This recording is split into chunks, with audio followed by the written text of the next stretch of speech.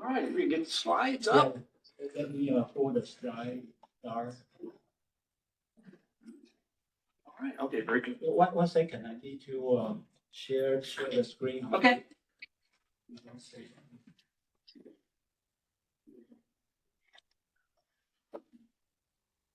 Okay, how many of you have actually heard the term and know what geoengineering is, or is it a new term? How many have heard the term? Quite a few. How many have never heard of it before and just wandered into this room by mistake? Come on, Rick. All right. So I'm going to give a quick introduction of some kind of general geoengineering topics, and then we'll get into the specific topic that we're going to talk about today. We previously have had a couple of presentations in the AIAA Los Angeles section. We had one on something similar on geoengineering. I gave one on geoengineering. I think we had another sunshade presentation a bit ago, and then we had a presentation on stratospheric aerosol injection aircraft design. So all those things have been happening, a couple of times a year. We've had something on it, so some of you may have seen those.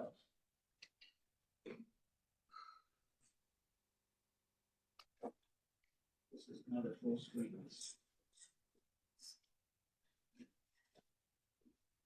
All right, so it looks like full screen, so I'm probably okay, right? Yeah, go ahead.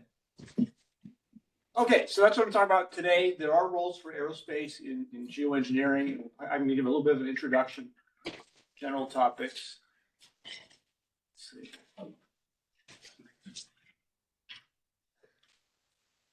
So I can get the slides to advance. I can't get them.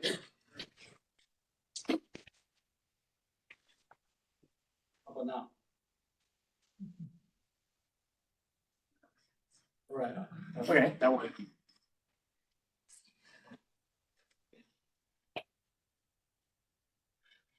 Yeah, it works. Okay. This is forward. Okay, gotcha. All right, so I think we covered a little bit on my background. I work in sustainable aviation. I teach aircraft design and sustainable aerospace at USC.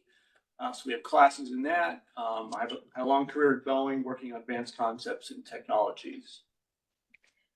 I don't know, I'm not going to try to convince everyone in the room that climate change is real and happening. I used to have to actually start by convincing people or trying to convince people that was happening. Don't have much trouble anymore. None of the students in my class are gonna say climate change is not real. It's pretty clear something's going on here, and we need to do something about it. There are many other things that people talk about, governments talk about, ways to try to reduce the impact of burning fossil fuels and the changes that we're making in the atmosphere. We're not going to really talk about those. Those are the things that we should be doing. I'm going to talk about things that we might need to be doing in order to mitigate what's going on. Temperatures are rising. It's correlating with CO2, and it's something to be very concerned Can you about. tell me what the yellow is? I can't read it.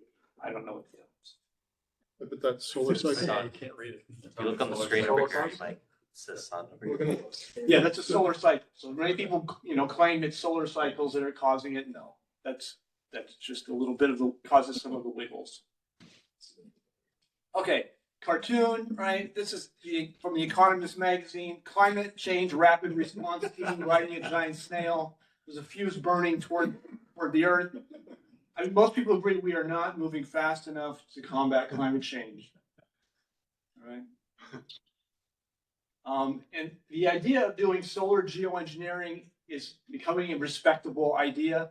It was considered crazy. It was considered, I don't know what, a fringe kind of thing that nobody looked at. It's starting to be something that we really need to consider doing. I first ran into it when I talked to somebody he was inside the EPA in the US government, and he said, we don't really think we're going to be able to reduce CO2. We don't have confidence that the world is going to be able to reduce our CO2 emissions enough to do this. So there are people inside the government that are thinking that we should do more. At that point, that was a controversial position and probably still is, but that was a fringe position at the time. It was more the idea, ideas of conspiracy theory people looking at kind of weird things. Right. But now it's starting, this is, mainstream media is starting to talk about it. You'll see it more in the future. It's going to be talked about a lot more than what you've seen. This happens to be an article from probably, I can't see the date, a bit ago, but okay. So that's part of it, right? People hearing what it is, not being so afraid of it, asking questions about what geoengineering is and what it might be able to do. So basically the idea is, we do everything we can to reduce the amount of CO2 and other greenhouse gases that we emit, but we may not be able to do enough to control the temperature rise. And so we might want to take active steps to get in there and do something, including essentially different ways of blocking or reflecting some of the incoming solar radiation. It's not just about aerospace. There are people talking about doing things with ships to change clouds to make them brighter. There are other geoengineering things that you can do to try to get the oceans to absorb more CO2, right? Those are not the areas of aerospace that I'm going to talk about today. So for aerospace, the geoengineering topics, they kind of divide up into a couple categories. One is to block solar energy coming in using some kind of in-space reflector. That's going to be the topic we're going to talk about later. The other part of it is do something to reflect solar energy in the stratosphere. And so we'll talk just a bit about that as an introduction before we kick off the rest of it. So there are other topics involved in this, and we'll go over some of that. One of the concepts that people have been looking at is stratospheric aerosol injection into the upper atmosphere. This is actually because of my aircraft design and the background, so something quite interesting. And so the idea of flying a high altitude aircraft that essentially is dispensing chemicals in the upper atmosphere that mimic the effects of a volcanic eruption, which has been shown to have a cooling effect on the planet. And everyone's aware of the issues involved in injection of chemicals into the atmosphere. Bad things can happen as well. And there's a lot of complexity, a lot of chemistry going on in the atmosphere, a lot of reason to be concerned about doing it. So you have to be very careful if you do it. And it might turn out that it can't be done in a way that doesn't cause more or different kinds of environmental damage. And so that's something that is a very big concern. But my position is we need to study it, understand it, we need to be able to, if it turns out we want to do it, we want to have the systems in place, the technology ready to do it. So I'm not afraid of developing an aircraft that can fly at the right altitude to dispense the payload. I'm not afraid to look at the systems involved that would be required to dispense the chemicals to do the job. I'm not afraid to look at different chemicals that could be used, some of which might be safer and have fewer side effects than others. All those kinds of things, I'm open to hearing about that. I'm certainly not convinced enough that we should do it to say, let's go build the airplane and build the chemical and try this out at a large scale. I want to experiment. I want to develop the technology and the data, and I want to develop the tools to enable us to do that kind of work. And so this is an example of an aircraft design that would do this. We actually sponsored an AIAA design competition, a student competition. And David is here. He won. He's a national winner for AIAA on the design competition. So he developed an airplane design that would do this. And so we're continuing to try to spin off of that into additional activities on that. And considering basically my background is aircraft design, it fits in well, and so we do. We're going to continue to do that kind of thing. Oh, sorry. I was doing the pointer. Oh, but now it's. There you go. Yeah. Okay. Okay, so stratospheric aerosol injection using high altitude aircraft. There are other ideas. You could do that using another means of getting it up there, including you could fire it from a gun up into high altitude. You can maybe use a rocket that you bend over and you use that to dispense some of the chemicals, that kind of thing. So those are options around the stratospheric aerosol injection. Some other ideas for aerospace, just getting up there into the stratosphere, which is above like 60 to 70,000 feet, getting up there where airplanes typically don't fly, getting up there and monitoring the atmosphere. That means gathering. That means gathering data so that you can do it. That means doing an experiment at a small scale and then being up there to observe the results. Those are the kinds of things that you would need to do. Aerospace plays a role in that. What else? You can also watch, aerospace has another role of observing what's happening with climate change, with satellite monitoring and things like that. And then the other category are these space-based reflectors, which we're going to hear more about today. The other part of my job that I spend most of my time on are trying to make aircraft more efficient, reduce their emissions, possibly change their fuels to change their emissions, or alter the way airplanes fly to reduce their environmental impact. Whole other subject, right? That's sustainable aviation. We're not really talking about that today, but those are the other areas, and that is where I spend most of my time. Okay, I'll throw this out as a challenge to the speaker that's coming up. The biggest challenge of doing a space-based solar reflector kind of shield is getting it up into space, getting a big enough object into space or object into space to do the job. And typically the kind of analysis that has been done to date are people running numbers on how many launches would be needed to get a certain amount of mass, which is always very large, into space.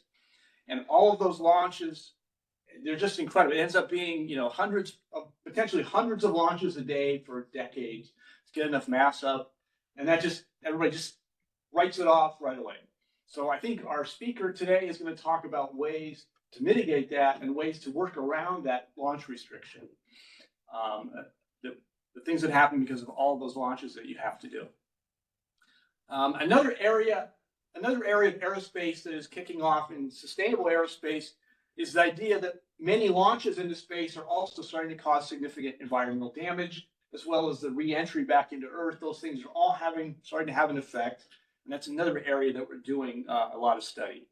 Mark, did you have a question? Yeah, I just want to comment on all these launches will also cause environmental damage. That we've been discussing the possibility that the launches could also perform SAI is during the launch as opposed to aircraft. Right. So that was the alternate way of doing stratospheric aerosol injection, is to have the rockets do something on their way up to leave various chemicals in the atmosphere to do SAI. That's right. Absolutely.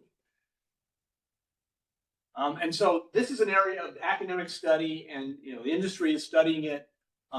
Martin Ross, who's at the Aerospace Corporation, I don't know if he's online or not, he's one of the leaders in the world in understanding the impact of rocket launches and satellite reentries on the climate on the Earth. And so this is a new topic. You're going to hear more and more about this. Part of it has to do with we're launching many, many more rockets today than we used to. So you can think of the work that Elon Musk has done, God help us, but the work that he has done in changing the launch industry. We have many, many more launches than we used to, and you can start totaling them up. It used to be, we launched the space shuttle once a month. NASA knew it was causing some environmental damage when it does, but it's only a dozen launches a year. Not a big impact compared to all the other things that we're doing. But we're launching every day, almost every day. Those kinds of things, we're starting to have an impact. So that's another area of study, and you may hear more about that in the future as well. Okay, but today we're going to focus in on planetary sunshade, and I'm going to Morgan Goodwin is going to come up, and then he's going to introduce Jeff Overbeek. They're going to give the presentation today. But first, let me ask if there's really quick, are there any questions involving the introductory material and the stratospheric aerosol injection before we really focus in on the sunshade? So anything else? Yes. I'm curious from your perspective what the policy outlook may be for this type of, for geoengineering in general. How do you engage with that? The policy outlook is extremely confrontational right now. I mean, in general, right? Administration independent. I'm just saying, I recognize it's confrontational. Well, we need to separate the climate policy. Right. Is really tied to the current administration, last administration, and the politics, right? It's not clear what thoughts about geoengineering are, right? So that's a little bit more unknown, because partially it's not on the radar of some of the the political people, and so it's kind of under the radar. What we see are kind of what would you call it?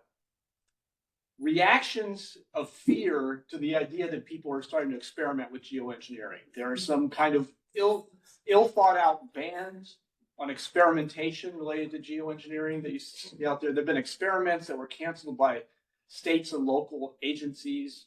I guess they worried more about air pollution than they were about what benefits might come from it. So it's very scattered, And it's still, you know, people get paranoid, people get conspiracy theory that's a chemtrail that's up there. They're trying to control us. They're trying to dispense chemicals on people. Those things pop into play a lot. So it's kind of a mess, right?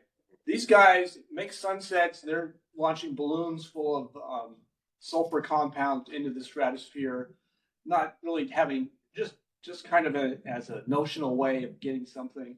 Those folks have death threats by environmentalists, right? See, so it's not well thought out yet, and so it's kind of Wild West, I guess is what you'd say. Yeah, I want to comment on that, you know, the current administration might be more receptive to this than previous, you know, governmental, you know, policy generators. They might be more receptive to something that, I think in some of your other talks, you talked about the problem in having a solution to global warming is that then people will go off and pollute anyway, right? That's right. Yeah, that's one of the problems. But Right. So if people hear that we can control the temperatures rise, then they just want to keep dumping out CO2 because aerospace is going to solve the problem for us, right? Right, That's but, a hazard, you know, moral hazard kind of. there might be more openness to technical solutions to the problem. So yeah, I mean, a large percentage of the environmentalists are hostile to this, and other people that are climate deniers are hostile to it. So yeah, it's kind of middle. Maybe last question. Yeah, kind of tying into your first question, how involved is like the US Space Force in any of this? I think that's like an entity that maybe there could be some cohesion with a lot of this work. I don't think I know. Okay, yeah, But I mean, I mentioned Martin Ross from the Aerospace Corporation. Right. He's the first person that I would email to ask him about that. I don't know if it's on the radar of the Space Force, yeah. but it would be interesting to know. That's the place where, if the U.S. government were to work it, it would be NASA plus Space Force that Right. would have to do something. Yeah, cool. A little bit. A little bit, you can speak that. Okay, Morgan Goodman, why don't you come up and you take over? And thank you.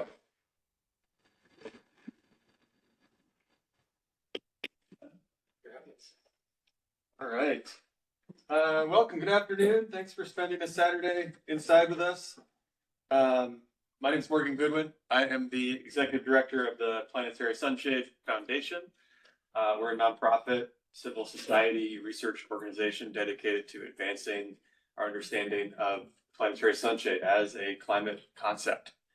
And I am an environmentalist. I come from the environmental space. I've been working on reducing emissions and promoting clean energy and stopping fossil fuel extraction and burning for my entire career since college, when Hurricane Katrina slammed into New Orleans and Inconvenient Truth came out, and I got really scared about what the rest of my life was going to look like. And so I've been searching for ways that we can effectively address climate change at the scale of the problem. And the planetary sunshade concept is an important one to research, an important one to study. It's by no means the entire solution. It cannot be. We know that, but it's something that is really understood. That's a way to say it. Less understood than I think it should be. And so I've had the great pleasure to join the Planetary Sunshade Foundation. Jeff Overbeek is our technical director. Come on up, Jeff. And roughly, the Planetary Sunshade Foundation is a network of researchers around the world. And we are unique in that we are a network of both aerospace engineers and researchers like Jeff, and he'll tell you about his background, but also climate modelers and climate scientists. And so we work with some of the top climate scientists in the world who help produce the Intergovernmental Panel on Climate Change, IPCC reports, to better understand this concept. So we're going to mostly focus on the aerospace engineering today, but we'll jump into some of the climate science as well. And as we get these slides up here. So Jeff Overbeek, I've had the joy and pleasure of working with the last 2.5 years. And he's a huge asset because he comes from SpaceX, and he comes from really building stuff and really knowing how to build things that are reliable, that are new, that are innovative, and then gets it done. And so, with no further ado, let's turn over to Jeff to introduce yourself and take us away. Thanks, Morgan. Great to meet you all. Thanks for being here on a Saturday. I'm honored that you want to come and hear about this. So, can everybody hear me even if I don't use this thing? Okay. We've moved a few slides ahead here.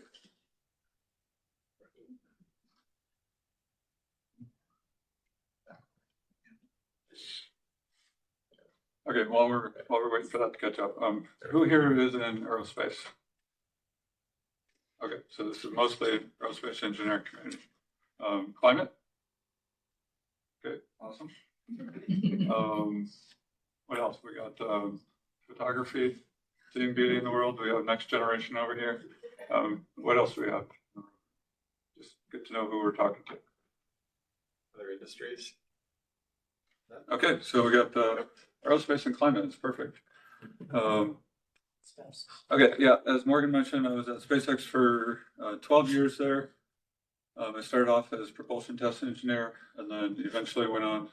The last couple of years there, I started the launch reliability team.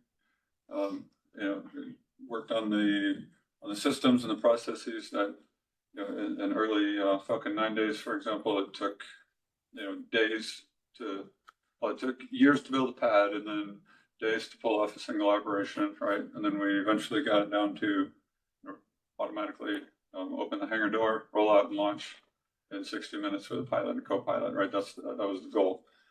And so, yeah, did that for 12 years. Anyway, enough about me. Let's move on to why we're here.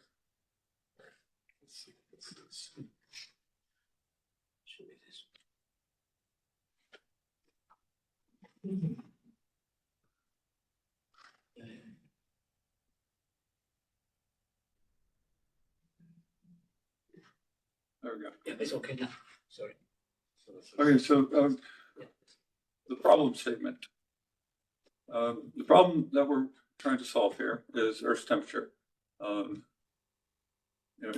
at SpaceX, for me, climate change was increasingly becoming a concern, is becoming more of my awareness and something that I needed to work on. And so Earth's temperature, we're over there on the far left here. And this plot is not, it's the only plot I'm ever going to show that doesn't have units on it, okay? Because there's not a specific time here, right? We may be talking about 2050 over here, we may be talking about 2100. This is more about general trajectories and climate impacts. Right? That's online watching, so Oh, they okay. can't hear you if you have that. All right, folks online, I'll try and stick with the microphone here a little more. All right, so we're over there in the lower left here, we're at today, right? And Earth is getting warmer. The current trajectory we're on, we're emitting about 50 gigatons per year, and that's still accelerating, right? So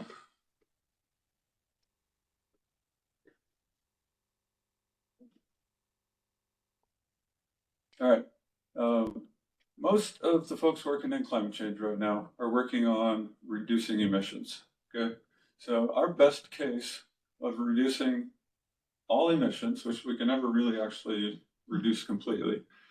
But if we can reduce all the way, we are still on a trajectory that is warming up.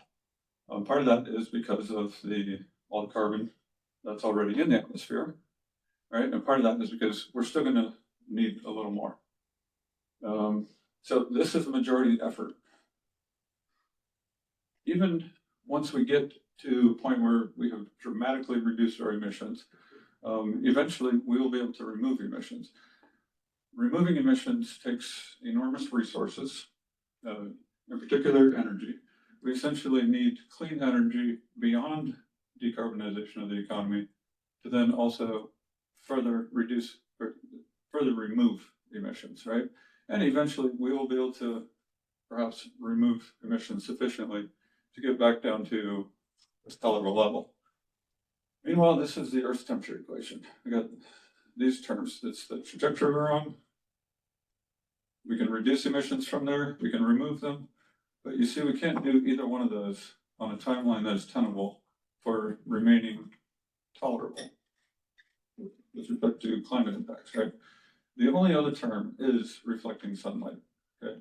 So our thesis here is that we should be working on means to be able to reflect sunlight so that if we're right about this, if we get to a point where it is truly going to become politically intolerable, then we have the technology ready, we have the governance policies ready, we have the social science ready, and we can actually then reflect sunlight.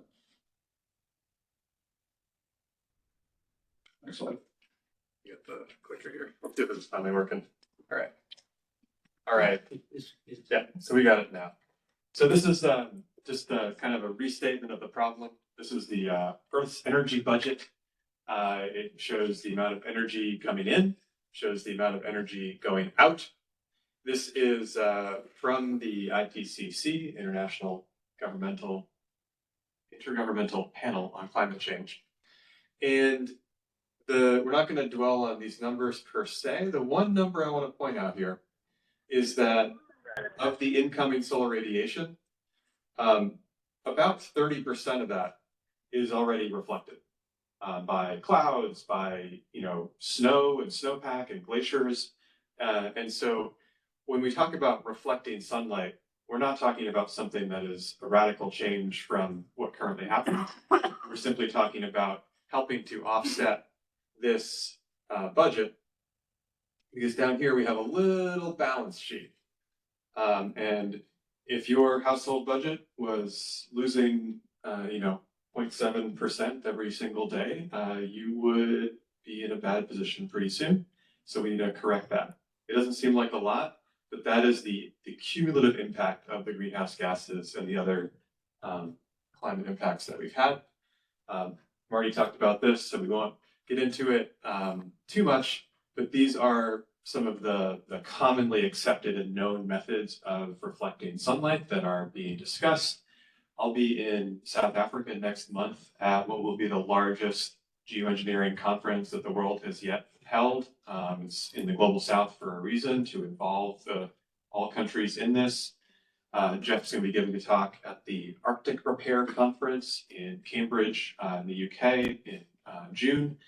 And the conversation around how do we think about these things, how do they work together, how do we think about them from a policy perspective is becoming very real because of the kind of global political climate in 2025 and the global climate. There are these are all worth studying. These are all important. Only two of these can actually reflect sunlight at a global scale.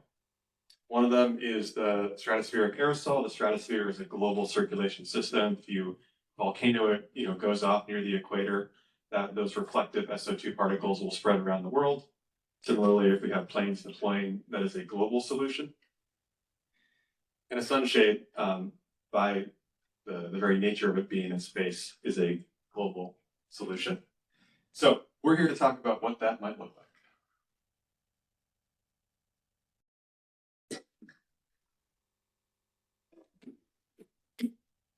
I'm gonna invite you for a moment to imagine what a perfect sunlight filter would look like that would result in an ideal climate controller, right? Just a theoretical shield, a filter, if you will, between the Earth and the sun that would let exactly the right light through where we wanted it to.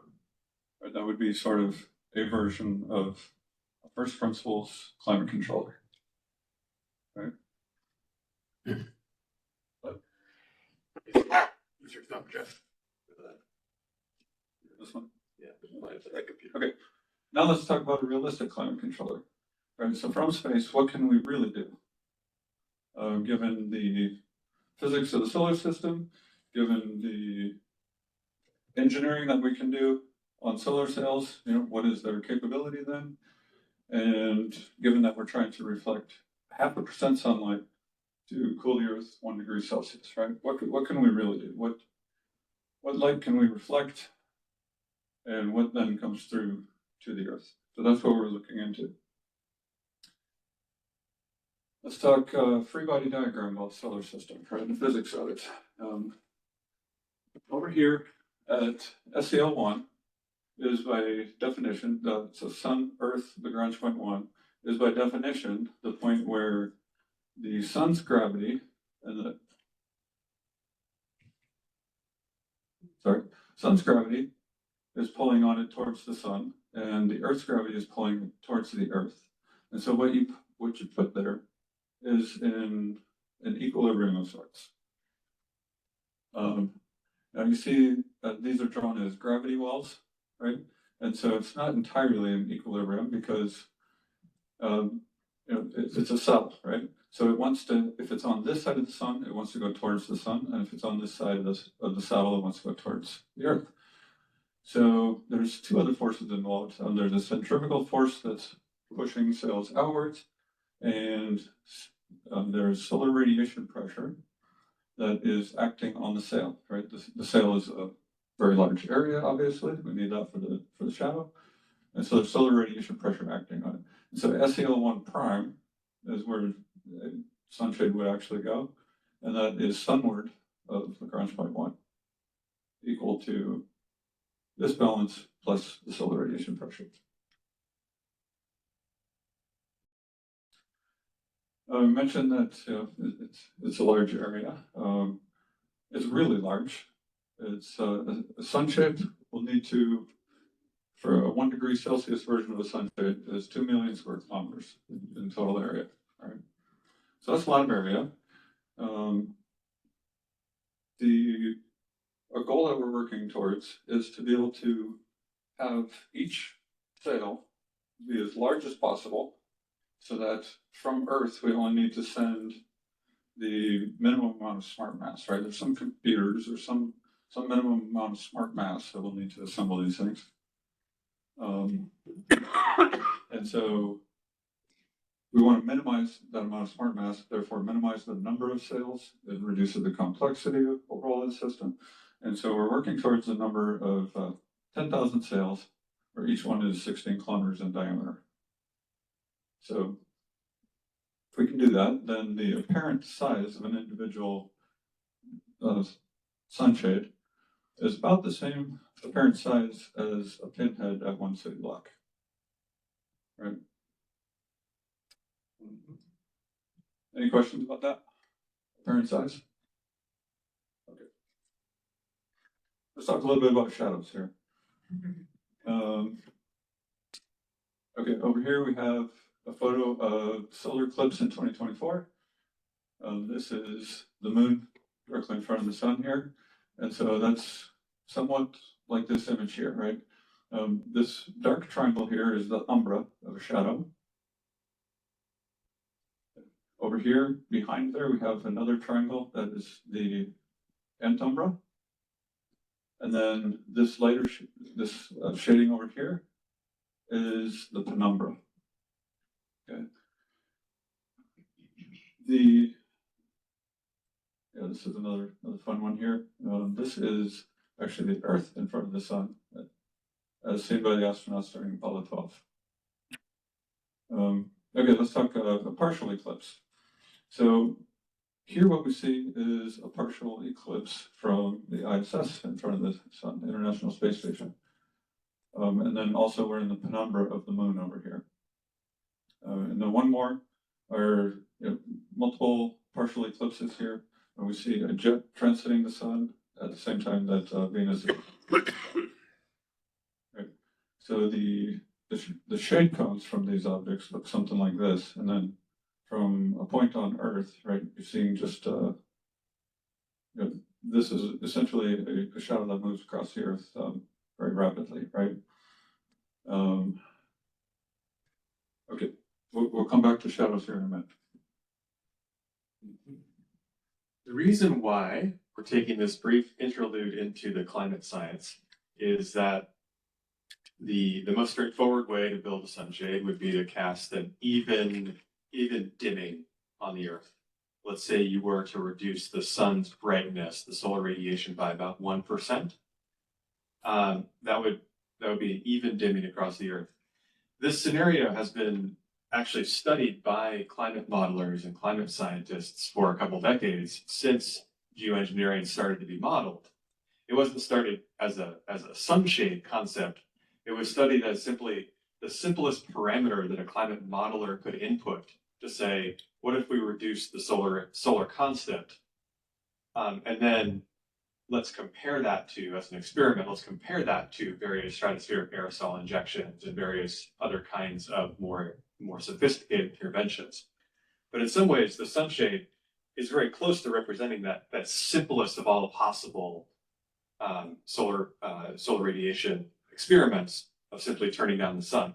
What they found, and this has been proven across all the climate models, is that the Earth does not cool down evenly.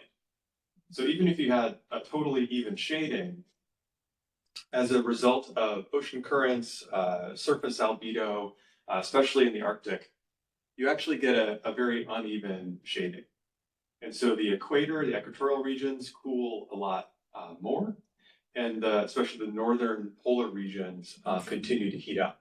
And so again, this is, if you want to get average 1 degree Celsius cooling across the Earth, and you're simply reducing the corresponding radiation, solar radiation, the Arctic could continue to have this feedback loop of melting sea ice increases the albedo of the oceans, which absorbs more temperature, which warms up the Arctic more. So can we address this? And I mentioned the Arctic Repair Conference that we'll be going to, and there's a lot of work that's going into specifically the Arctic. How can there be interventions that look at that kind of 60-degree north and above? And it turns out that that the sunshade could potentially have that level of impact. So Jeff will talk about this a little bit more. This is certainly not an either or, but rather part of the tapestry of options that we're studying.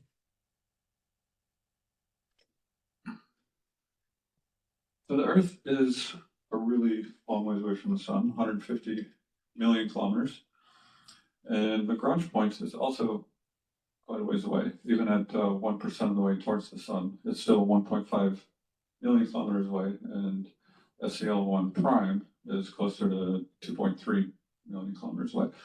So it's a long ways away. And what a shadow looks like from the is about something like this. By the time the shade cone from anything out at L1 gets to the Earth, the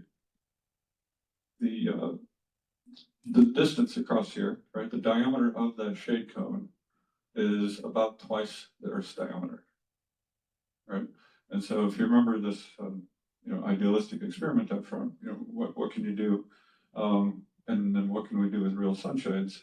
It turns out that with the simplest version, where you would want to use the simplest and the cheapest and the fastest, right, to produce something up here that could cool the Earth, would be to put everything in a direct line between the sun and the Earth, right? So the halo orbits out here at L1 would always be shading the Earth because you would want to use all of that area.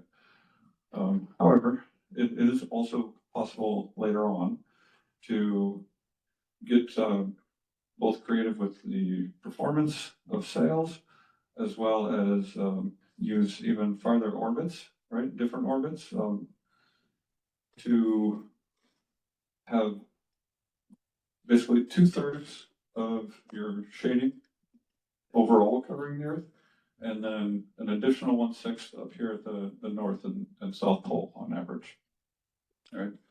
And so that then could be a way to address something here, right? That, as Morgan mentioned here, shading at the poles. Now, that takes more mass, it takes more area, more sails, etc. So this is probably a little further out project, but it's something to aspire to. So part of what the Sunshade Foundation wants to do is put together a common framework, common language, common terminology, etc. Units, if you will, for all the different types of sunshade. There's been a lot of ideas over the years. It's certainly not a new idea, right? It's been around for at least 40 years. Yeah, this is a fleet of these out here would be the simplest. And then what we just talked about with the shade cones over the poles, right? That might look something like this. But we also want to talk about other ideas that people have come up with and have that common interface. So some folks are looking into diffractive and refractive type of sunshades. Some folks are looking at reflecting only selective wavelengths. And then there's even ideas such as, drag an asteroid here or parts of an asteroid and reflect some of the light that way. And of course, this one needs to come up and be mentioned at least, is that, what if could we do this in LEO, right, low Earth orbit? So we're looking at all these different ideas and developing a common language. I want to mention something because I think it's Colin McGinnis. Are you familiar with his work? They had done some modeling of the orbits at this halo orbit at Sun Earth L1, and or a little bit closer to the sun because of radiation pressure. But it has an aphelion and a perihelion, that orbit, and there was a way to have the spacecraft be closer to the Earth at when it's over the northern hemisphere, when it casts that shadow, and then and you can set it up so that then the northern summer gets the most shade on the northern hemisphere, and the southern summer gets the most shade, or less shade, but a decent amount of shade on the southern hemisphere just by the natural orbit motion and the shade. Yep. Thanks for bringing that up. That's what I mean by getting more creative with solar cell performance and orbits, right? But yeah, it's a great specific example. Thanks. And does that make sense to everyone? Any questions about that?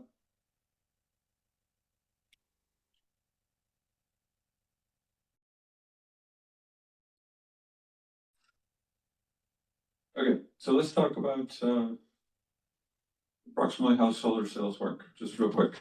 Sailboats fly on the wind. The solar sail is no different, except that it is flying with light from the sun, right? So instead of air molecules in the sails, you have the kinetic energy from light photons impacting the sails, right? That's your solar radiation pressure. And it's a very low number. Solar radiation pressure is only 9 micronewtons per square meter. So it's not a lot of force.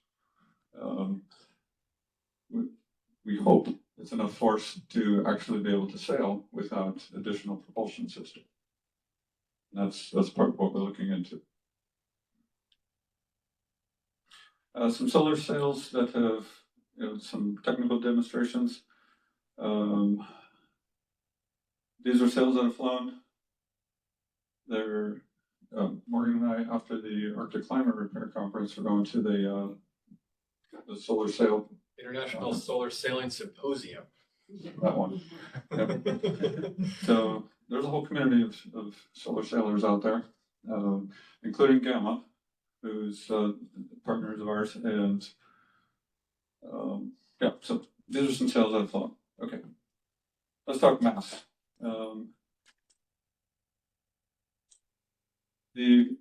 We talked about the free body equilibrium earlier.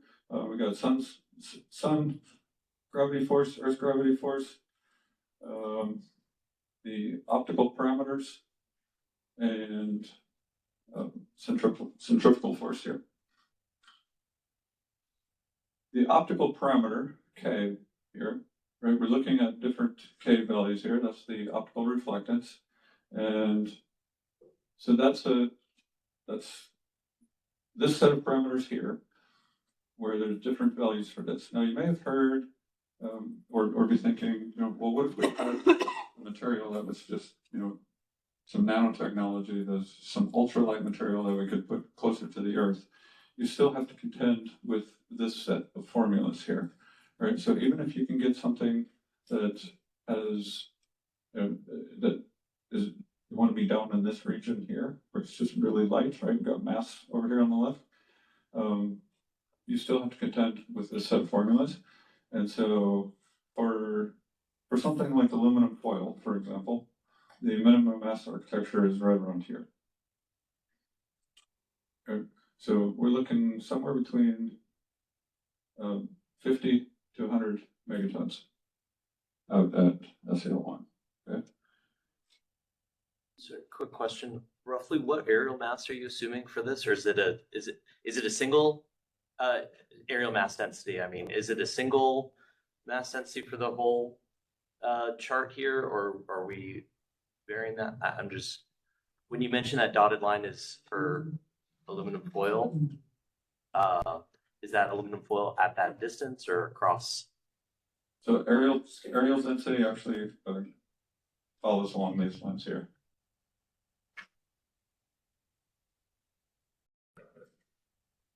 Okay, That's a good question. If you want to get into more detail, thank you. I'm happy to talk about it afterwards. How's that? Sorry to hold you up. Yeah, no worries.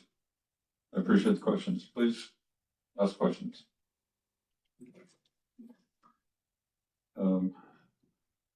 Okay, so 100 megatons. You know, James Webb Space Telescope is out there at Lagrange point 2. Has anybody worked on James Webb in the room? Well, congratulations, it works. It's amazing. It's out there at L2. Very impressive. Yeah, it's in my opinion, it's one of those amazing things that humanity has done, and it's out here at L2. The Three Gorges Dam in China was an industrial mega project. We're talking about doing something on this scale, but out here at Lagrange point 1.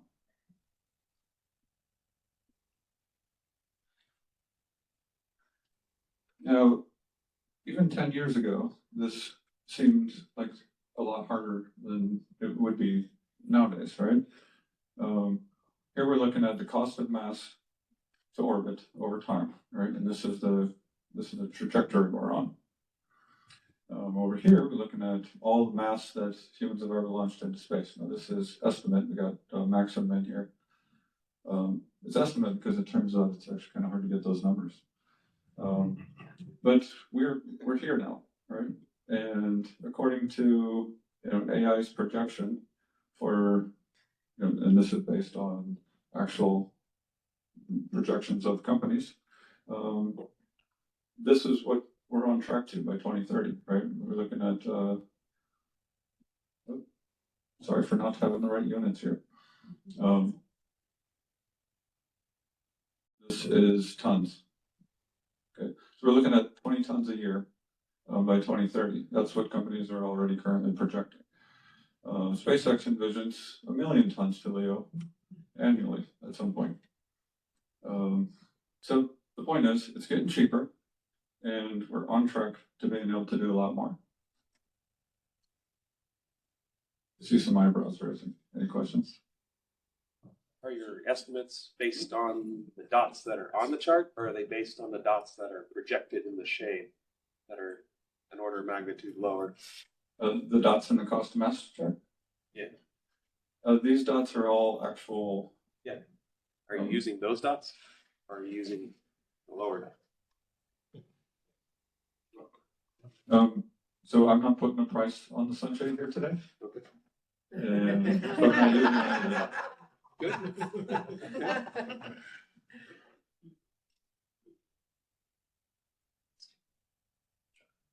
Okay, here we have a delta V map of the solar system, right? How much energy does it take to get from one planetary body to another, or point in space? So to get to SEL1 from the Earth to SEL1 is about 13.4 kilometers a second, and it's much less to get there from the moon, to 2.7 kilometers per second.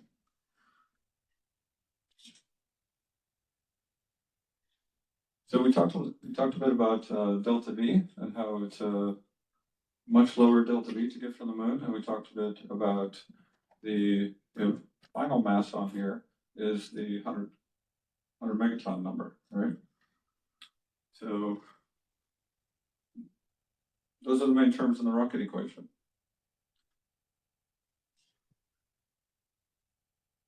Which brings us to space resources, right? This is why we think that the majority of the mass for something on the, for large apertures in space, you know, something along the lines of a sunshade amount of mass would need to come from the moon. The moon happens to be made, this is blocking it, but oxygen is about, the moon is 42% oxygen by mass, and 17% aluminum, and 21% silicon. So about 80% of the liftoff mass off of the moon, or about 80% of the liftoff mass of a rocket is oxygen, and that happens to be abundant on the moon, just right there in the regolith. Aluminum is primarily what something like sunshade will be made of, and that's also abundant on the moon. Okay, so this is the one slide that I'm going to mention, ethos, which is my day job. We have a shop over in Mar Vista here, and let's see, are we on? How are we doing for time? Do we get to show any of these progress videos? Are they gonna come up on the, Yeah, if you click on pad construction, for example. Media. We're a space resources logistics company in Mar Vista. And I'll show real quick some of our progress.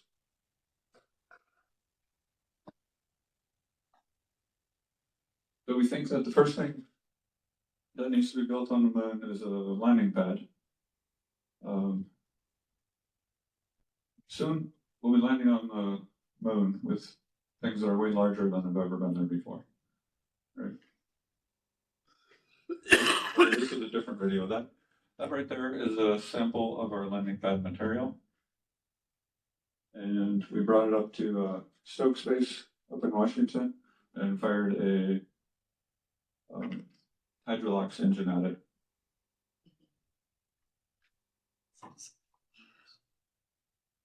So that's 5 seconds hot fire right there. We did this 3 times in a row. And it survived amazingly well. In fact, the material actually essentially heals imperfections in the material itself, right? So that's using, you know, we made that sample in our shop, in our lunar vacuum chamber, using the lunar regolith simulant, right? So it's chemically the same as lunar regolith. So there it is afterwards. That's 15 seconds full duration of hydrolox, which is hotter than anything we would expect to actually land on it. So the landing pad, you know, test went well. Let's show the generation video.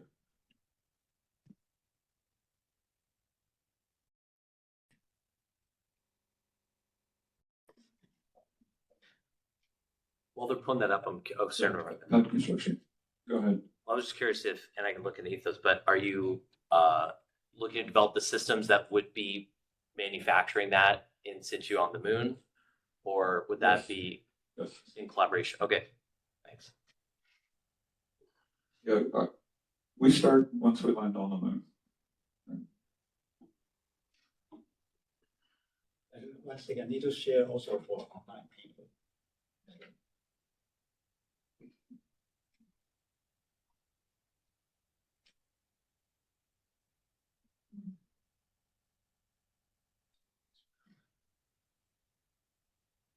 And we're certainly not the only company working on, you know, in situ space resources and what we can do with that, right? We're certainly motivated by a planetary sunshade as a mission, right? We think at that scale, and so that's what drives us to be working on things like a spaceport, right, and a landing pad, because that's something that we'll need to be able to land larger vehicles on the moon. Right? Yeah, so there's our vacuum chamber there. Here's some lunar regolith simulant. And there we're melting our way through and creating this landing pad.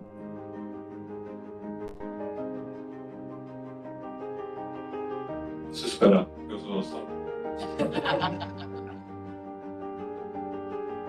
We have entirely next generation heaters that are an electric arc or wire? Eventually it looks something like this. Now here's a 300 scale Starship landing pad material. You see that weaving there? Part of what we're doing there is testing to see that we can weld right, across the seams there. So, all right. So there's one more video where we're doing some oxygen generation, but we'll skip that one and move to the next slide. Where do you want to see it? It's actually the quickest.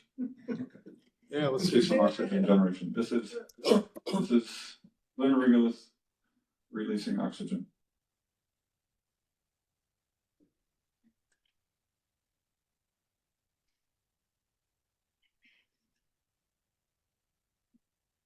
So those are oxygen bubbles bubbling out of the lava. Is that just for So- heating it? Or what else is going on? That's electrolysis. Thank you for asking that. Yeah, so we're electrolyzing here. And you're leaving behind iron metal? Or what's the Aluminum. Your slag. Aluminum, silicon, and some iron. Sure, yes. Yeah, I just wonder basically everything that's for left. the, yeah, we'll talk later. Yep. Okay, so that's oxygen. And rather than doing the electrolysis inside of a crucible, as far as we know, we're the only ones actually doing it just right there on the actual lunar surface. Put a dome over it, capture the oxygen, clean it, cool it, and then you're ready to load it into the rocket. What's the consistency of the regolith that you're testing with? It looks very powdery, there's no chunks in it. The non-regular simulant feels a bit like powder sugar. Well, in some areas it will be, but in other areas it's, Other areas more. in other areas Sure. can't even get it through with a jacket. Yeah, the simulant behaves a bit like powder sugar, but the real stuff is, million years of shards, essentially, raised little raised blades. Yeah. I have a quick question. You're using an electric arc for the decomposition of the that lunar material. Is that more efficient than say microwave sintering for the same application? We think so. There are some other folks working on microwave sintering for landing pads. We think it makes more sense to just heat it up right where it is, using more direct electrical energy. And that's, to be clear, the landing pad is very similar to oxygen generation, but oxygen generation is more advanced, right? For now, we're primarily working on just the landing pad itself, not capturing the oxygen. And I have another question. Has anyone explored lifting some of that lunar material into an orbit and then using that for manufacturing the solar shield by one of these methods, either what you're using there with an electric arc and or what I mentioned before, microwave sintering, but doing that in free space to actually generate the solar shielding object or material for that. Sure. Yeah, good question. And let's get back onto sunshade. Reason for talking about ethos for a little bit was just to show that some of the progress that is being made towards being able to export a large amount of mass off the moon. Right. First, we need a spaceport there, and that spaceport will evolve into industrial scale mining.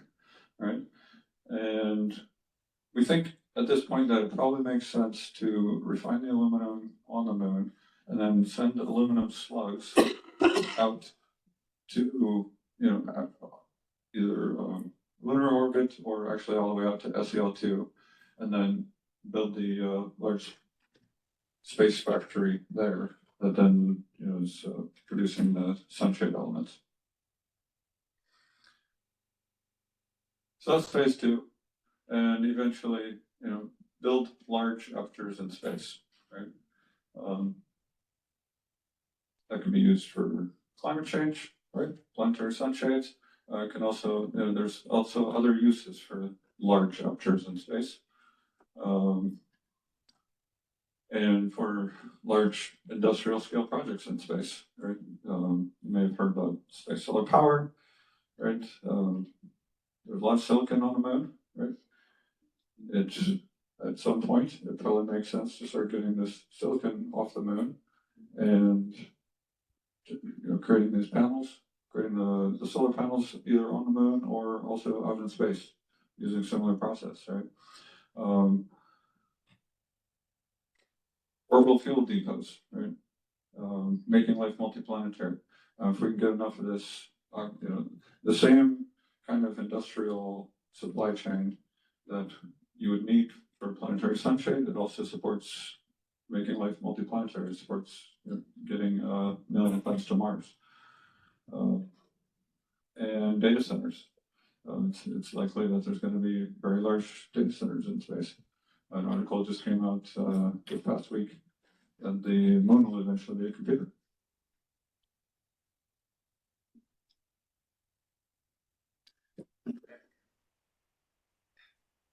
So as we wrap up and move into more of a discussion, I wanted to say a few words about the governance and the ethics of planetary sunshade and geoengineering in general. There's a lot we could say about this. And sometimes I hear questions start off with like, well, is anyone thinking about? The answer is yes. I'll just say that right up front. Some of the key points that I want to point out. Core tenet of the Planetary Sunshade Foundation is that only governments can authorize geoengineering. Because this impacts, by definition, everyone on Earth, governments are the mechanism whereby decisions are made that impact more than the people who can be in a room or in a conversation. We are developing the capabilities, we are educating decision makers, we are not the decision makers, and we are, as a Sunshade organization, a civic nonprofit organization. We have partners in the private aerospace world. We also have partners within government agencies. One of our founding board members is a colonel with the U.S. Space Force, for example. This is a network of people who are studying this idea. The larger geoengineering conversation, and I mentioned some of those conferences, is deeply rooted in the principles of transparency, of involving those who are most impacted, and rigorous science and rigorous scientific understanding, because we know that this is perhaps the most significant, decision that humanity will make, whether or not to really commit to geoengineering. And we know that it's not something to be undertaken lightly, both because of the impacts, but also because of the resources required to do it. It requires a political commitment, because once you start doing any kind of geoengineering, you need to keep doing it.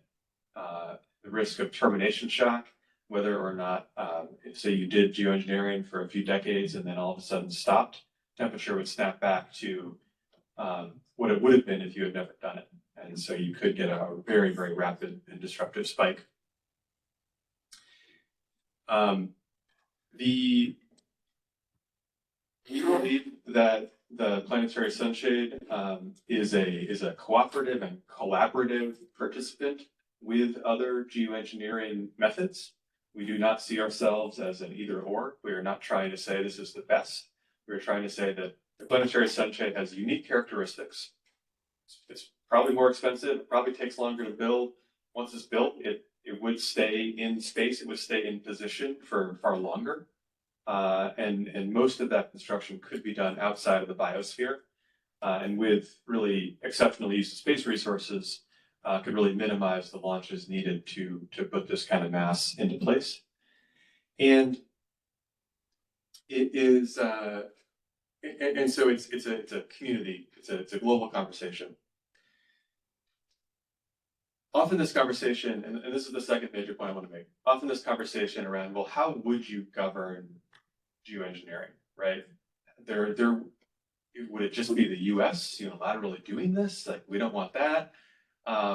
It would require some kind of global governance body. My answer to that is unequivocally yes, it would require some kind of global governance body or some kind of treaty, but it's the same global governance body that we would need in order to enforce global rules against the burning of fossil fuels. And so if we are to address climate change, which we are not doing right now, right? Not effectively doing, we're not closing the gap between voluntary action and what the world needs. If we are to close that gap, it will require some kind of governance mechanism that will be able to effectively govern the burning of fossil fuels, the removal of carbon and greenhouse gases from the atmosphere, and the reflection of sunlight. And so let's imagine what that governance mechanism might look like, much the same way that, you know, to use a historical analogy, during the late 1930s and early 1940s, people in global finances started to imagine what a world trade system and what a world currency system might look like. And they created global institutions to do that. Now, flawed as they might were, the World Bank and the World Trade Organization were something that was created to solve a problem and move us forward. And so, as the last slide here, I am speaking to you today as someone who has spent my whole career working for environmental organizations, working to try and avoid the worst impacts of climate change. And part of why I'm so excited to be part of the Planetary Sunshade Foundation is that I get to ask you, many of you are in the aerospace industry, to say that without making massive changes to what the aerospace industry wants to do, i.e. develop outer space as an area of human thriving and exploration, just by making tiny changes to what we're focused on in our exploration and in our development of space, I'm inviting you as the aerospace community to play a critical role, an exciting and important role in helping to avoid the worst impacts of climate change. And you've heard from Jeff and Ethos Space. We're working with Gamma Space, solar sailing company in France. We have people within the aerospace industry who are very excited about this. The Planetary Sunshade Foundation can and should be your home. We invite you to sign up to talk to us. But let's take some questions and discussion. But I want to close on this point because the opportunity to help save our planet Earth, to help really ensure that our civilization can continue, and just to be blunt, to ensure that the next generation even has access to space, I would argue requires a relatively stable climate. And so I hope that the space industry sees its mission as helping to mitigate the worst effects of climate change. So, big round of applause for Jeff. Thank you all. Well, Hi. I have one comment that I'd like to make if I can. And that is that we need to think of this as climate management, not climate change. Because as we grow into developing more and more capabilities on carbon emissions and different ways of controlling temperature and so forth, it's a management problem, not a change problem. But also, I would like to suggest that the organization should consider developing or studying the development of a very small or micro demonstration model of what you would eventually propose as a final design, so that when you talk about climate governance, why then you have maybe some kind of a model to propose to build something that in a very small way demonstrates the capability and the possibility of actually doing this on a very large scale. And then you can start talking about governance and how it would be governed. But until you have some kind of a demonstration model, you would always have to fight for the argument of whether it would work or not, and what would work, and how you do it. But once you get a small model developed and it works in a small, very micro case demonstration, then you can talk about how to scale it up after you consider the governance and everything. Those are my two comments. Yeah, Mike, thank you. On the first point, management is a word we often use, climate management. So thank you, I agree, and we are very much in the process of developing a demonstration mission. We're in the middle of a grant application process that would fund that, which is very exciting. I don't know if Jeff, you want to say any more about that, or we can go to more questions. Yeah, let's reconvene in a year. I think we'll have some exciting news for you. Oh, very good. I got the microphone. I have a comment too. It's really good practice, as the last commenter said, to try to ground models with a small scale demo. But in this case, we're just trying to reduce the Earth's temperature by 1 degree centigrade. And you got this, to do that at the objective system, the full scale sunshade is huge. I would think it would be very hard to do a subscale demo that got out of the signal to noise issue, that where you could really measure reduction in the heat load on the Earth or something. But if you think it through, maybe you could figure that one out. But it'd be nice. And one other comment, if I may. The thing that appeals to me about the planetary sunshade, as opposed to seeding the stratosphere or some of the other schemes, is it's reversible. And if we have unintended consequences or screw up real bad, we can change it. Where I think that might be more difficult if we've seeded the stratosphere with a bunch of chemicals. Martin, thank you for that. And the reversibility of the sunshade is important. They are controllable by nature. You can either fly them out of line or turn them sideways. However, I do want to just make sure that we're clear on the stratospheric aerosol as a concept. Stratospheric aerosol is also reversible. Stratospheric aerosol injection has happened naturally since the planet was born through volcanic eruptions. We know that those particles stay in the stratosphere 12 to 24 months. And so I just want to dispel the myth that there is some sort of irreversibility around stratospheric aerosol injection.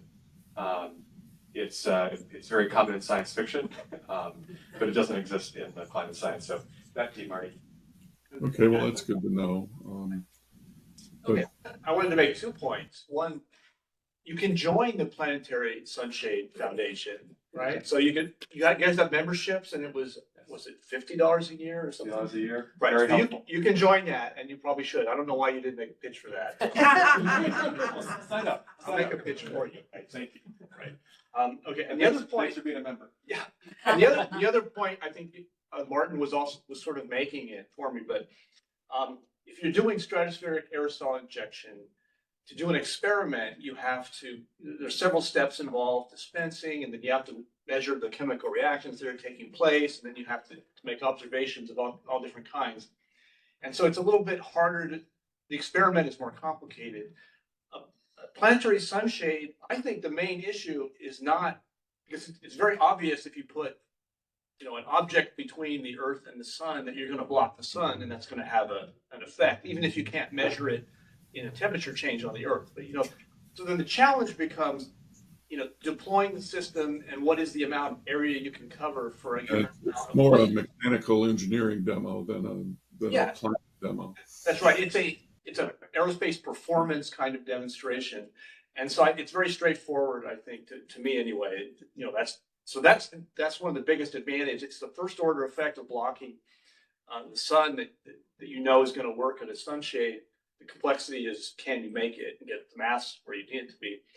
In stratospheric aerosol injection, you've got to handle all the chemistry and make sure the chemistry is working the way your models tell you it is, and the mixing around the Earth and all those kinds of things. So I think that's the challenge.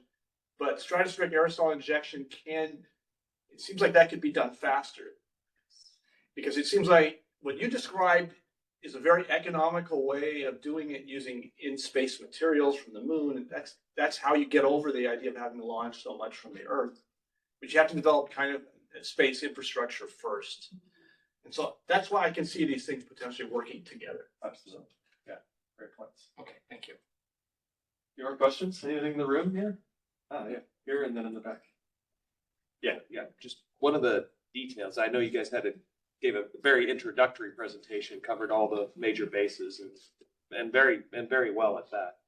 But you arrived at 10,000 sunshades at a 16-kilometer diameter. So I assume there was an optimization study that led you to that. What my question is, what do you see the challenges are with deploying a 16-kilometer deployable structure? Such a good question. So I certainly wouldn't say that we've arrived at 10,000.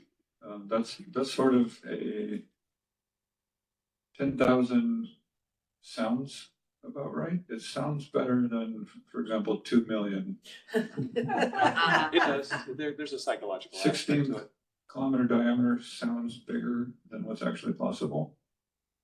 And that's why it's interesting to really pursue and see if we can achieve, right?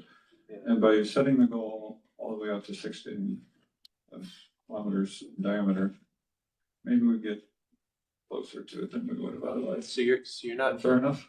Yeah, it is. No, it's very fair. You're about an order and a half of magnitude outside of deployable of what's been deployed thus far. Yeah, that's probably as good of any More than reason. that, yeah. It's good as any reason. It's as good as any method of scaling. Is start there. It's going to be large. It's going to be really large to do what you want to do. And it also encourages us to think even beyond deployables, right? Perhaps rather than needing a deployable boom, which is itself extra mass, right? There's a question about aerial density. We're talking about 40 grams per square meter, right? And so you get about half of that for your structure and smart mass. Structure versus sail. Versus the sail membrane, right? So it's not a lot of structure, right? And At least with structure, it stays put once you have it up there, as opposed to dispersing the dust and then you don't know what it's going to do next to how it's going to be arranged in a year. Right. Yeah. It also doesn't need to be a lot of structure. It's just a sail by itself, or just a sheet of aluminum foil, right? Is essentially the baseline, right? So what you would need structure for is any kind of if you're putting any torques on it, right? If you need to translate, or if you need to, around any 6 degrees of freedom, then you can do that with aluminum foil, right? Yeah. So you need just barely the structure for that. Thank you. And then we'll go on online. Yeah, a two-part question. One, how would you describe the technological readiness level of the sunshades as they are today? And then the follow-on to that is, what's your next milestone that you guys are working towards, and how is that going to help you further develop the technology? Yeah, I managed to get this far in my career without really understanding the technology readiness levels. I don't have them memorized, and I don't apply that. In my past, I haven't applied that way of thinking about it. I'll have a better answer for you next time. Not very far. We have a long ways to go. Next milestone. Next milestone. Next milestone. Okay. The next sail. The next thing for a solar sail to demonstrate is that it can repeatedly go from point A to point B. Right? From one place to where you want it to go, it can move there. That's even for existing solar sails, right? Solar sails today are being used, for example, as a drag mechanism, right? It can deploy on an existing satellite, which will then help it re-enter sooner, right? Clean up in space. So we may see an increase actually in solar sails on existing missions, existing satellite missions. But we need to demonstrate first that we can get from point A to point B consistently, right?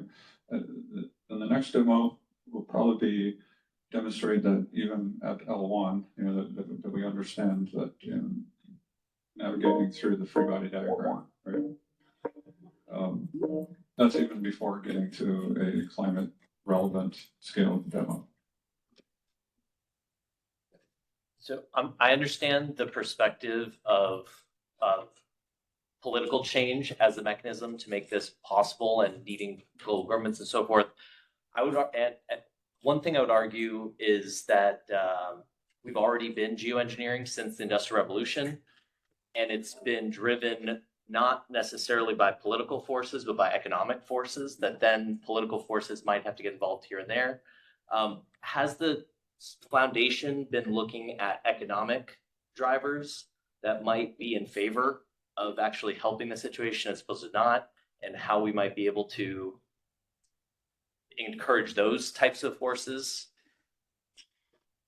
Yeah, great question. The question is, what kind of economic drivers are we trying to kind of line up that might exist or might be kind of natural allies? I'll take off a few.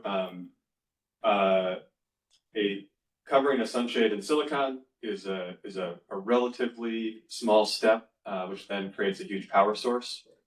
That power source becomes in the kind of cislunar space, you're sort of a giant hydroelectric dam, right? It's a giant industrial facility that could run other kinds of say asteroid processing or data centers, AI compute. The very large sunshade Jeff alluded to is very similar to building a very large aperture telescope. Think about a 1,000-meter wide telescope receiver, right? We can do some really cool things with that. And then you get into the industrial economy on the moon needed to build a sunshade. That's the same economy that would be needed to build really any other large structure in space. And so we think that the overlap there is huge. We talked about the Space Force earlier from a national security and from a really global security standpoint. Having controllable mass at Sun-Earth L1 is the high ground of the cislunar space, and so controlling that space is a strategic interest. The best analogy that I have is thinking about the United States government in 1860 committed to building the Transcontinental Railroad. Now let's remember that there are no humans to be displaced in space, and so the analogy is not perfect in that regard. But from sort of an economic driver standpoint, the government invested in the idea of the railroad. The government paid private companies to build it. It was a pay per mile of track laid. I think a similar analogy could work here. And that ended up being a huge economic driver for, the settlement and industrialization. So, yeah, lots to explore there. But Is anybody consider tapping the insurance industry who's going to end up paying for everything? yeah, has anyone considered tapping the insurance industry? Great question. Climate cooling as a service to the world is something that is often thought about as a way to fund all kinds of climate action, from renewable energy to seawalls to geoengineering. Absolutely. How exactly that happens hasn't been determined yet. And as yet, we have not seen the reinsurance industry, for example, pony up and say, we're going to start putting billions of dollars into this. And I think if they were ready to do that, the sunshade might not be their first step, nor should it be. But it should be part of a comprehensive kind of global insurance policy. So here, and then we'll see if there's any online. Well, it may have already been partly answered there, but I got to wonder whether there isn't some way to modify our carbon capture market to include this kind of thing. Yeah, very possibly. Again, the carbon capture market is my understanding, is currently funded by grants and by voluntary emission reductions. And so to really have a market is when you have to start having kind of mandatory carbon budgets. And I think once that is in place, and again, we go back to global governance being a goal we should work toward, I think that those mechanisms should open that up. Yeah, I've got a lot of comments, and I won't go into them all here, but I think that economics is key, and I think that you can make something that, or you use the sunlight that you're blocking to make power, and, you know, whatever you're gonna do with it, that may be a way to sell a program, is to make money at it, not to require funding for it. The other thing that I would just want to comment is a technical issue, and it's just the refining of aluminum and making aluminum foil out of lunar regolith. I think that's difficult. And it makes something, it means that it's gonna be, it's 50 years away, you know, I mean, it's a long way away from, you know, to actually do this at any scale. But, there's another source of aluminum, and that's the rocket bodies that, you launch. So if you take a look at the space shuttle, its payload, it always carried an external tank with it, and it had more mass in that than it had in payload.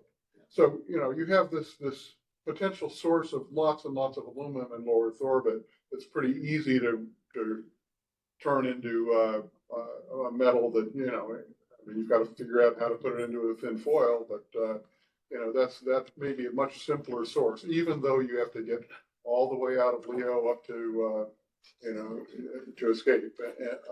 But I find that to be a simpler solution. I love ISRU, but that is also a form of ISRU, using the garbage mass that you carried with you.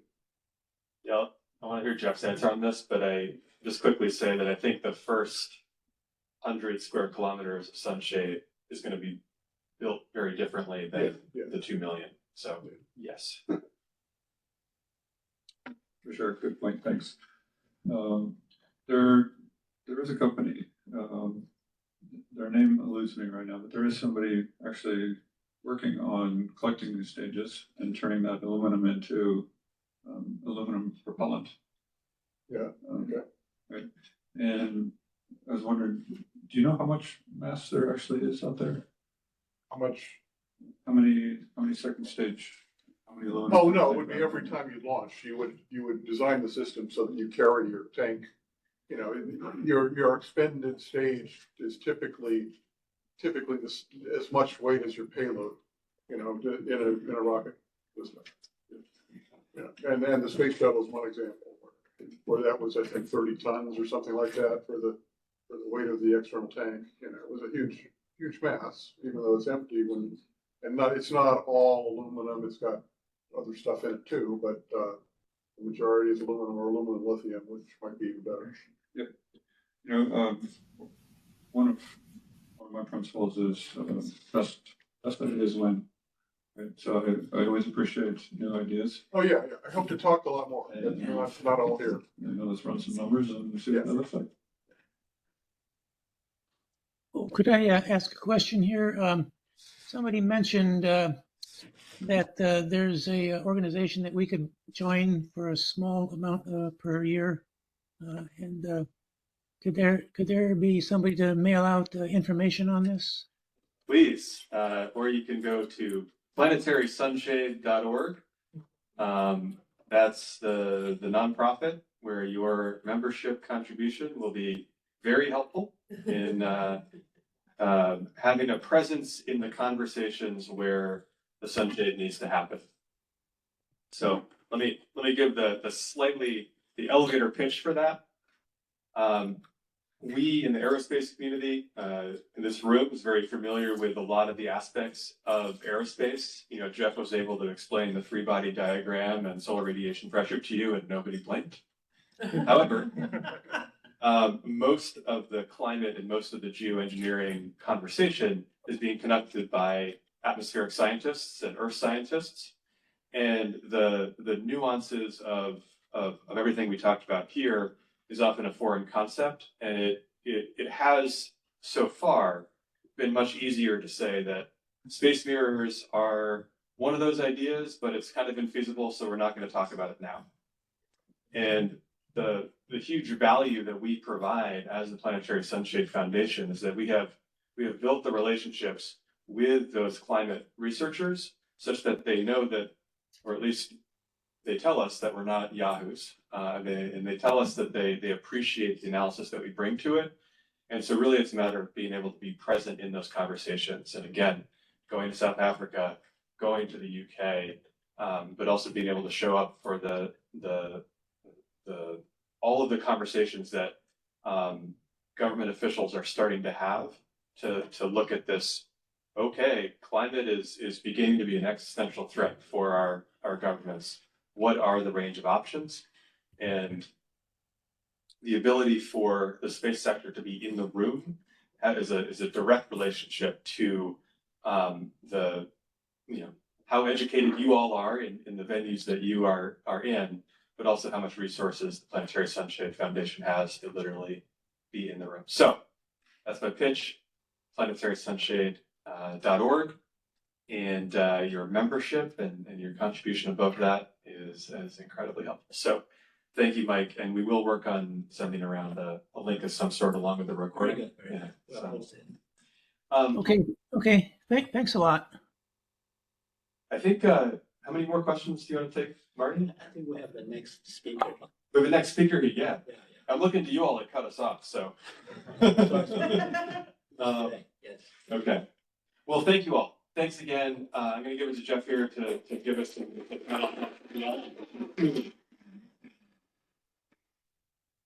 Actually, I have a final question. Does this sound completely sci-fi to anyone? It's okay. Well, it does, but that's good. Fair enough. That's why I got in the business. It's not bad for us. The city of dreamers. That's why you got the business in the first It place. sounds sci-fi. Turn sci-fi See, that's into reality, right? This is good. Thanks.